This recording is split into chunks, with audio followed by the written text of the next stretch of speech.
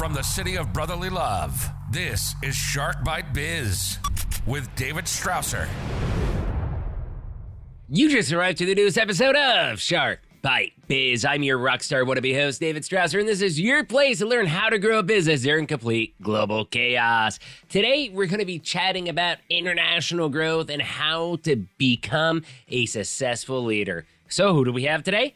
Jim Stevenson. Jim Stevenson is the founder and CEO of Bletchley Group, a boutique international growth consultancy with 23 years of expertise in strategy, transformation, and growth. He established Bletchley Group, inspired by Bletchley Park, with a fundamental belief that while technology is powerful, it should always serve a meaningful purpose. So without further ado, let's bring Jim right on in here. Business strategy.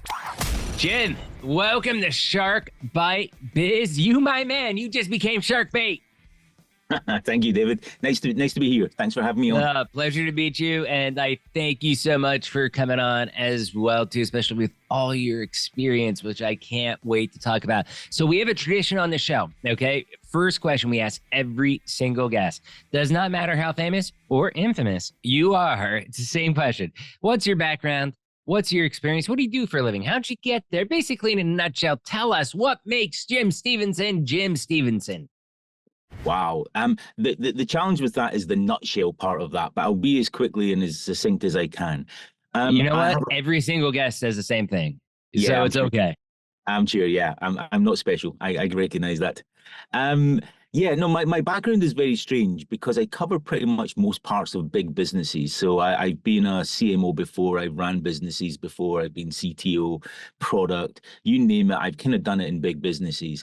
But what gets me out of bed in the morning today is I love helping businesses to grow. I'm all about growth, and that is organizational structures, it's go-to-market plans, it is transformation, it is new strategies to get them there. But everything I do is the accumulation of 25 years of working in organizations in various different things, and now I help them to grow. Well, it sounds like you're at the right place because as we were just talking about in the green room, this show is all about the 3 Gs: personal growth, professional growth, and business growth. And that's what we focus on is growth. It doesn't matter what type of growth, because personal growth can help you with professional growth and business growth, as professional growth with personal and business. I don't think you can separate them. I genuinely don't. I think your personal growth leads to your professional growth, leads to your business growth, and your business growth leads to your professional growth. It is all intertwined. It absolutely is. So let's dig into this, okay? I guess the hardest question out of the gate to ask you is, how do you get businesses to grow? What's your secret? What's your take on it? Because we have a lot of guests on this show that specialize in coaching and coaching businesses, and everybody has a different take. And I want to hear what your take is. This is a quick answer then. I can't remember when it was. It was 1998 or something like that. You're dating yourself. I am. I'm very, yes. I wrote my first computer program in 1980, so that definitely dates myself. Oh, yeah. But 1998, I think it was. I could have the date wrong, but Jeff Bezos sent a letter to all of his shareholders. Does it every year. I go back to that one, and what he said was Amazon was going to ruthlessly focus on its customers. And I believe that. I believe that to be true. I believe that to be the secret of growth. You can go out and get funding, and that will bring money into your business, but it's not the right money. It's not the money you want is customers buying your product. And the only way you get that is by focusing ruthlessly on your customer. And if you do that, by definition, assuming that you've got a profitable business model, you're not doing anything silly within your business, growth will come. Growth will come. Absolutely. Now, a lot of people say that growth will come, but a lot of businesses, and I'm playing devil's advocates here, not to challenge you, but a lot of businesses, they feel like they're doing everything right. They feel like they're doing exactly what you just said, but that growth never arrives. Why would that be? I mean, we can talk for like weeks on this topic of why companies don't grow and the challenges they have. For me, the common ones are companies very often are busy. but they're not actually focusing on the right thing. So understanding what your objectives are, understanding what your strategy is, understanding what you're trying to get to, and understanding the role that your customer plays in all of that. Once you Mhm. have got that and you've got that clarity, and it does need clarity, you need to be ruthless in getting that clarity. I can't remember who it was that said it, but someone once said, I didn't have time to write you a short message, so I wrote you a long one instead. It's easy to be verbose and to write long things, but getting clarity and nailing it down is really difficult. You need to get the clarity. ChatGPT really helps with that, believe it or not. Like we've had a guest on here who was a marketing expert, and he gave me probably one of the best coding lines to put into ChatGPT. And I just said it like an Wow. interview or two ago before yours, which was like you put in the command prompt to ChatGPT that says keep key points but make more precise, and then you write that long email, and it'll take like an 800 word email down to 300 or 400 words or half the size or less, and keep everything that you need. And then you might have to make a tweak or two, but it's pretty much all there. That's amazing. You should sell that prompt then. That prompt is worth its weight in gold. But yeah, Oh, you need that clarity. AI, if that helps you, that's great. But once you have that clarity, once you understand the customer's position in where you're going, then align everything behind that. You have to. Warren Buffett always talks about busy work. And it's how companies and within companies, everyone is always very busy, but you're not achieving your objective. It's because everyone's busy doing work that isn't aligned to what you're trying to achieve. Take away that busy work. You can save normally 20-30% of your effort because you're not doing things that are valuable. Focus all of that effort into where you're trying to get, how the customer plays a part of that, and success will come. And that is I make that sound very blasé, and it kind of is when you say it like this. It is challenging. I completely accept that. There is a lot of work to go to get you there, but if you focus on your customer, the growth will come. well, when you said that there's a lot to, to get you there, organizational alignment, I mean, that plays a huge part of it as well, too, because let's face the facts. A lot of organizations, and I don't think it matters if it's a small biz, a medium biz, a large biz, a large enterprise, whatever. There is dysfunction within those organizations with competing priorities, goals, things like that. I come from the ERP world traditionally, and I know in that, like many projects where their business is literally on death's doorstep. But some executive decided at the end, no, we're going to hold on the ERP, which could save our business, automate all this stuff, save us, get us a huge ROI and make us 10 times more profitable. But we feel maybe updating this or hiring this person or doing something else like that is more important. So Yeah. I think the dysfunction in companies from small to large enterprise is critical in having that organizational alignment. What's your take on that? I completely agree with you. I'll tell you a story about organizational alignment, but before I do, the examples that you gave, I think most of the unclear decisions, I would say stupid, but let's say unclear. You don't know why the decision's been made. Generally, they come from managers who are fearful for change. They don't know where they're going, and they want to stay in their own comfort zone. So they make a decision that is comfortable, but not the right one for the business.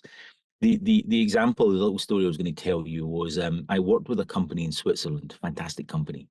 Hmm. Essentially, they were a marketplace, but they had built their own building. They were very successful, but they had their engineering team on the first floor. They had their user experience team on the second floor. They had the product management team on the third floor, and they had the businesses on the fourth floor. But they had three verticals, and it's like every time you wanted to talk to someone about your team and what you were trying to achieve, you had to formally organize a meeting, you had to book a meeting room and get everyone onto the same floor to chat. I went in, and the first thing that I did was I restructured them. I moved where people sat. So when I Hmm. wanted to speak to someone in the team that was working with me, I literally spun my chair around and I could speak to the entire team. And that in itself made the entire company probably 30% more effective because the team's working on the same initiatives to make the same amount of growth, focusing on the customer's challenges, were sitting together and they could actually be much more productive in where they were going. So organizational alignment, move people where people sit, make it easier for them to collaborate, build a team environment, make sure that the blockers that are there, as many as you possibly can, are removed so that people can be effective and move forward.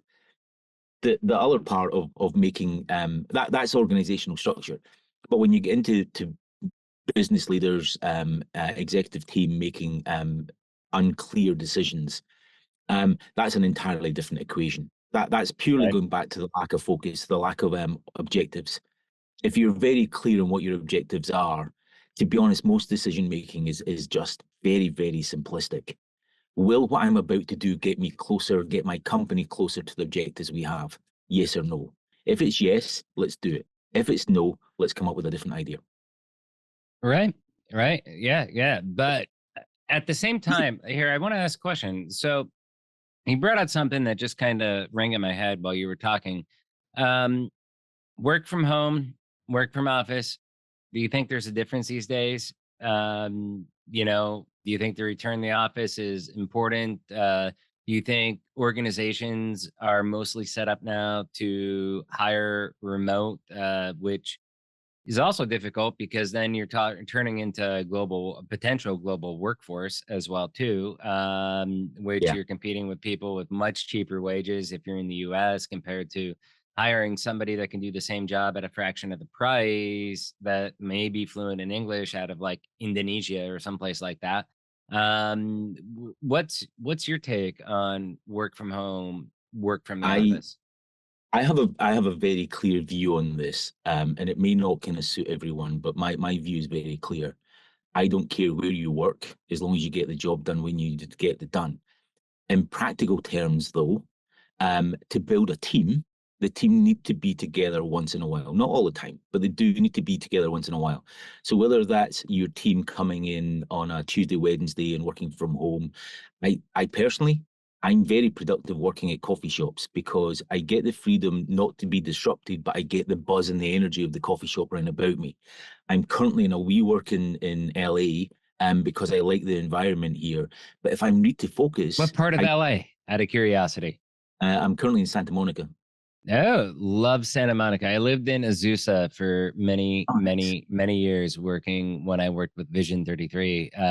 And I miss the food from LA. I will tell you what, there's not many things I miss from LA, but the food is one of them. Yeah, it's just, for me, it's just a nice environment here. I spent 23 years in London and the weather was shocking. Coming here, it's a nice environment. I'm outdoors most of the time. My lifestyle is healthier. My diet is healthier. It's great here. But yeah, going back to the point, I really don't care where you work. The objectives I have is you need to get the job done, and I need to build a team and a team environment and a team culture. I think it was Peter Drucker once said, "Culture eats strategy for breakfast," and I firmly believe that. I can give you a fantastic strategy, but if you don't have the culture, it's going to fail miserably. Equally, Right. I can give you a great culture, and you will make a mediocre strategy wonderful. So I firmly believe the culture is a big thing, and you need to be with the team that you're working with to get the culture working. But remote working, making an effort to have the team together once in a while, whether it's once a month, once whatever the period is, it means that you can actually start to hire the best people in the world. A friend of mine was the chief product officer for a company in London, and this is probably 7 or 8 years ago. He opened up their hiring policy to, he didn't care where you were based. He wanted the best people in the world that he could afford to come into the company. And I love that attitude. Just because we're in America or the UK or any, doesn't mean you say that's where all the talent is. It may be where the talent is that you have today, but there's a huge amount of talent out there. So I'm much more flexible. And I think the whole gig economy that we're moving into, I think that's playing into this as well. I don't necessarily think that people will have jobs going forward. They will be part of teams going forward. And that team might be remote, it might be local, it might be a specialist team, it might be more generalist. But I think there's so many different dynamics going into that I think the companies that are going to win going forward are the companies that truly understand and embrace agility, and accept that as part of the team, accept that as part of the culture going forward, and then they create an environment to make that successful. Yeah, my opinion on this is excuse me, got a cough today, but I totally believe on that. In fact, even in, I guess, mid-COVID, I would call it right now. I had Soledad O'Brien on the show. I think she's episode 91, 92, somewhere around there. Famous newscaster and does a Yeah, lot she's of lovely. media shows, HBO, stuff like that. And I asked her, and she's like, "Well, there's some people, like frontline workers that are in grocery stores that have to work in a physical Yeah, location. But as far as working professionals like her, me, stuff like that, it is becoming not a 9 to 5 job anymore. It's more 24/7 results orientated. And that's kind of what we agreed on that the world's shifting to. And I totally personally believe in that mindset. If there's yeah, something I need to do 9 to 5 because the bank's open at like 9 to 5 or 8 to 4 or whatever their hours are, then I'm doing that during that time. But if it's a simple follow-up email or something like that, especially, I'm on the East Coast, so if I'm emailing someone in LA, it's like, yeah, okay, well, I don't do that 9 to 5 Eastern. Like, I can email him at 6 or 7 o'clock and still make my daughter's dance recital at 3 p.m. Eastern. And that gives me the work-life balance I've always wanted. But it also comes down to results and making sure that you produce the right results. Because if you don't have those results to back it up, you yeah. will lose that freedom of being able to work whenever you want, wherever you want, and all that Mm, stuff. Because they will cramp down on you, and they will turn you into a 9 to 5 hybrid or yeah. full-time office worker, or you'll be terminated. Yeah. No, I completely agree with all of that. I think all of that makes perfect sense. I think the technology is changing as well that allows us to work asynchronously, which means working over time zones is easier. I think that one of the silver linings, if there was any silver linings coming out of COVID, was the fact that everyone worked from home. So you could be doing your laundry while we were having a business meeting. Oh, Um, yeah. and so positive, genuine positives. I do think that for our mental health, we need to be careful that we don't end up working 24/7. We do need to have breaks in there, but I think most people are okay with that. But a funny story, I used to work with the Guardian newspaper. I launched the Guardian into America back in the day. Mhm. But the most productive time for the Guardian's engineering team was between 1 a.m. and 3 a.m. on a Tuesday morning. And you hang on, Wow. what's happening there? What apparently the guys were doing was they were playing an online game as a team. So 70, 80 engineers as a team playing online games. And because at 1 o'clock when they finished, 1 a.m. when they finished, they were all Right. still buzzing in their head. They continued to work for a couple of hours. And that was when the most code was actually committed back into GitHub, was between 1 a.m. and 3 a.m. on a Tuesday morning, straight after they'd Wow. played the game. And it's like, if that's what works for them, am I going to say, oh, you can only work 9 to 5? You're not allowed to do that? Of course not. If that's what works for them, great. If that means that they're not coming into the office or they're not starting their day until 9:30 rather than 9 a.m., Mhm. what do I care? They've got the job done. Right, right. Every, And but the thing everyone, is that there are still so many owners out there that have that mentality to where it's like, you no, you've got to work 9 to 5. And that's really fast. even for I mean, to me, that's mind-boggling. And again, with certain positions, okay, Yeah, that is 100% true. Okay. But for so many other positions, especially working professionals, that is not the truth. And that's where you're able to literally, like we said, results orientated. If you're getting the job done, who it's cares what it, it's time it's happening? yeah, it's the fundamental difference of whether you manage the output or the outcome. And there's far Right. too many managers. There's still 90% of managers out there that do the output. And I don't care about the output. I genuinely don't. Because that's going back to Warren Buffett's busy work. You can be really, really busy doing output, but it doesn't change the business objective at all. Focus on the outcome. And this again, this isn't a modern concept. back in Scotland when I was just starting out my work career. Oh, you're It, from Scotland? I thought you were from LA. yeah, no, that Oh, the accent. accent threw me off. Yeah, I'm sure I'm it does. kidding. I'm kidding. I try and confuse people as often as I can. Yeah. Um, but back in Scotland, I had a friend of a friend who ran a creative agency, and his creative director never came into the office for months on end. And I said, "Doesn't that worry you? I mean, what is he doing?" He said, "No, I don't care, because he's going to get up tomorrow morning, he's going to jump in a shower, he's going to have a brainwave, and this is like 25, 30 years ago. He's going to Yeah. have a brainwave, and he's going to come up with an idea, and I'm going to make 700,000 or 800,000 off that one idea. So the fact that Wow. he's not in the office for the last three months, why do I care? I just don't care. You His know that creative that process that is different. that is similar to my story. I don't think it's probably been 15, maybe even 20 years now since I've worked in an office. Yes, I've had to go in for different sessions or things like that, or like ramp up time. I remember when I first started in the ERP world, like for the first 2, 3 months, but then after I closed like my 50 on 3 months, they were like, okay, yeah, maybe swing by once a quarter. We're good. Just work from home. We don't care. Because it was a work from home position and I was living in LA. They were in Irvine, and you know Yeah. that drive. Sometimes it can take you 40 minutes each way. Sometimes it could take you 3 hours each way.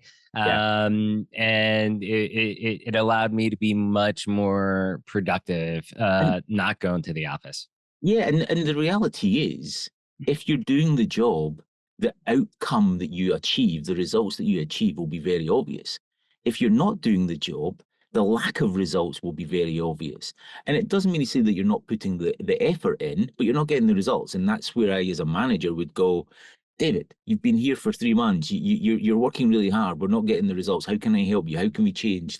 Let's kind of do a little chat and see how we can help you Mhm. get better. It doesn't mean that my instant reaction is, you're not getting the results come into the office every day. That's just insane. That's two Right. completely irrelevant kind of things. So yeah, no, I'm all for, it's the outcome that we achieve. It's the outcome that you set the targets for. It's the outcome as a product team that you want to get your team of engineers to be focusing on. This is what we need to do. It's the outcomes that you want to give your customer success team. It's the outcome for, to be honest, even for someone in a grocery store. It's like, yeah, we need to make sure that the groceries are on the shelves, but more important than that, we need to make sure that the customers are happy and they're finding what they want to find when they want to find it. So all of those are outcomes. They're not tasks. Tasks take away the empowerment of people. And people work best when they're empowered to make the decisions, to understand what they're doing. And to do that effectively, they need to know where they're going, what the company's trying to achieve, what the company needs from them to be part of a team to achieve it. People are happier, they're more satisfied in their work, and your customers are happy. And if your customers are happy, they'll spend more, they'll come back more regularly, they'll tell their friends, and that's where growth comes from. Going way back to the very first point. Right, right, right. So, to wrap up, let me ask one question because he did have one bullet point here. Uh, out of things that you'd like to discuss that I do find interesting, and I did want to hear your take on this. And it's literally says not knowing the business they are in, and I assume that you're talking about the business itself. So, not Yes. knowing the business they're in, what can you explain that? Can you elaborate that and how businesses can discover that? Yeah, that's.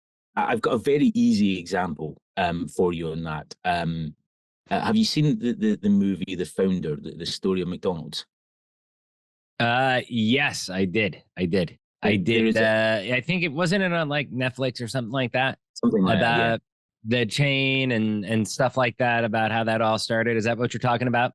exactly. Perfect. Yep. So there's a very key scene in there where the founder is in looking for a bank loan and he doesn't get it, but is overheard by a guy.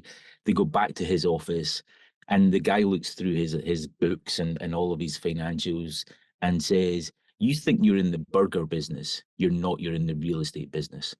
And that's what I mean by that. Your business model has to align to what you're doing, to where you're going, to how you make money. And I know so many clients that I've had, They think that they're in a creative world, and they're not. They're in results-based world. I've got one at the moment who thinks that they're in a community engagement world, and they're not. They're a social listening platform. And when you understand the difference and the subtlety of the difference, it means that when you try to explain to your customers what you're doing and the value you will bring to them, you have that level of clarity so that your customer understands. You're no longer trying to explain to your customer this amorphous term that you've come up with because you think it's cool and it explains everything that you're doing. That's a me-centered marketing strategy. Your marketing strategy has to be, what will your customers understand? How will they engage with you?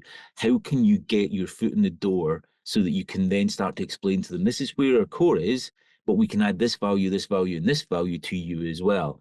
Because if you're trying to educate them, explain to them different terms, make them understand a whole new concept, and sell to them all in the one conversation, chances are you're not going to be successful. So find that core of what you do. That's what you're doing.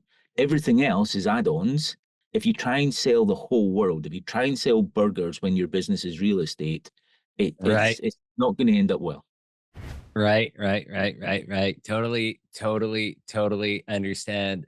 Jim, this has been a profound, amazing discussion. I feel like I could talk to you forever. You are such a friendly dude. I love you. Let's do it again. So, I've got to ask you, how can people reach out to you? Because obviously, I mean, listening to you, you know your stuff. You're a bona fide consultant, and I think you can help people. I think you can help businesses achieve the 3 Gs as we talked about earlier. So please tell us where they can find you. The best way to find me is probably on LinkedIn. I'm there as James Stevenson, or my website, which is Bletchley. Hold on, James? I thought your name was Jim. Yeah, that's another Scottish one. Yeah, sorry. Again, I just like to confuse people. I'm called Jim, but my mother calls me James, and once in a while I have to kind of nod my hat to her, and I'm James. So on LinkedIn, James Stevenson, you'll see this ugly mug when you get there. And come on. I'm sure somebody finds you cute.